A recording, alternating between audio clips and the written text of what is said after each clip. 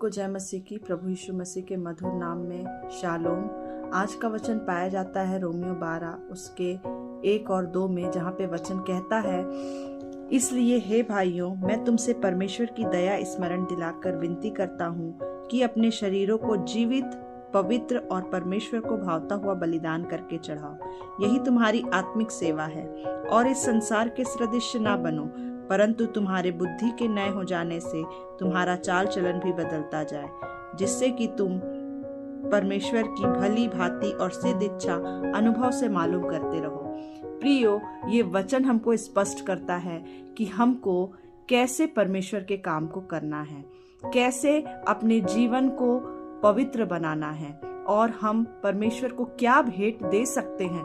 वास्तव में हम परमेश्वर को क्या भेंट दे रहे हैं। हम अपने जीवन को पवित्र, जीवित, पवित्र और परमेश्वर को भावता हुआ बलिदान करके चढ़ाना है। इसका अर्थ मुझे ज्यादा बताने की जरूरत नहीं है, पर मैं बताना चाहूंगी कि ये वही चीज को कह रहा है जो हम अपने बाहरी मनुष्यत्व को सजाने के लिए नाना प्रकार की चीजें करते हैं, और कभी कभी उससे ठोकर खा के हम गलत चीजों में पड़ जाते हैं। और गलत चीजों में इस तरह पड़ते हैं कि सबसे पहले हम इस परमेश्वर के मंदिर को नष्ट करने पे तुल जाते हैं। और जब हम इस चीज को करते हैं तो हम स्वयं से प्रेम नहीं करते, और स्वयं से प्रेम नहीं करते तो परमेश्वर की आत्मा दुखी होती है, क्योंकि वो हमारे अंदर रहता है।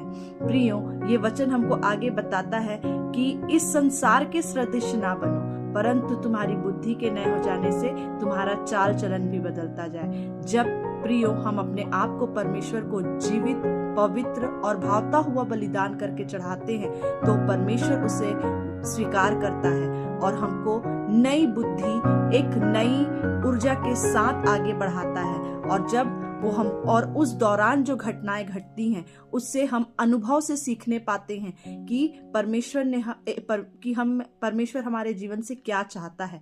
हम हर दिन एक नए अनुभव के साथ आगे बढ़ते जाते हैं, जिस अनुभव में से परमेश्वर की इच्छा हमारे जीवन के माध्यम से सिद्ध होती है, पूरी होती है प्रियो। और यही हमारी सच्ची आराधना, सच्ची उपासना है प्रियो। तो प्रियो, इस वचन के माध्यम से हम सीखते हैं कि हमको स्वयं से पहले प्रेम करना है, उसके बाद हम एक एक स्टेप करके प्रेम की सीढ़ी को पार कर सकते हैं और आगे बढ़ सकते हैं। परमेश्वर इस वचन के माध्यम से हम सभी को बहुतायत की आशीष दे। आमीन।